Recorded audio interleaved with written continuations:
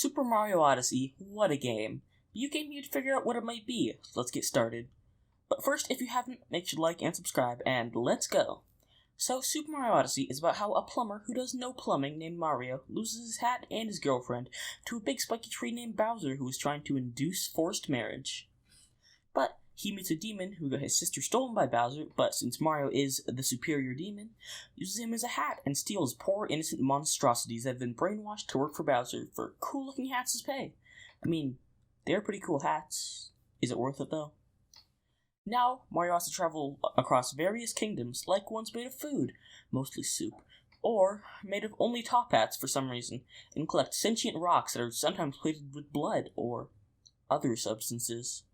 Now, Mario needs those rocks to power his magical top hat that can fly and take him between kingdoms to fight the planners for Bowser's illegally nicely suggested wedding, which happens to be creepy molester-looking rabbits with cool hats. Now, these molesters have been going around stealing priceless artifacts like soup or a cake, and Mario has to crush their skulls in. But I guess they're zombies, because they just appear later in the game, even after being murdered by the Mario. But after going through a couple of kingdoms, Bowser shows himself in his classic airship to have a good old-fashioned drunken brawl. But Mario wins, because Mario is obviously the king of drunken brawls. Bowser is a bad sport, so he shoots down Mario's magical top hat onto a conveniently placed island in a poison swamp, which is probably polluting the world. I mean, it's all poison, where's the water? But Mario just leaves and goes to kill Bowser for his sins. But now, Bowser has his own kingdom, because I guess his world from 3D World wasn't enough. But either way, he still hides behind his zombified wedding planners as they create a surprisingly ineffective mech that for some reason has all the rabbits in glass bubbles. Why not, like, titanium, or why not just put them inside of it with a window? But anyway, they once again get murdered by Mario and his new captured bird with a needle for a nose, think like Waluigi, which he immediately discards after the fight.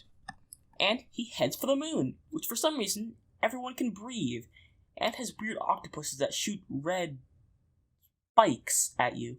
But for some reason, there's also a giant lava pit on the moon. Who knew?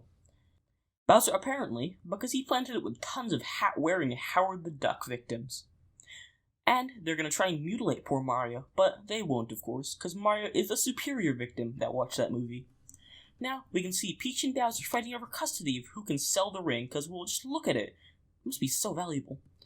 Like $100,000 or something. But they throw little old Mario down the well and start beating literal hearts out of him. But remember, Mario is the true victim, so he always wins.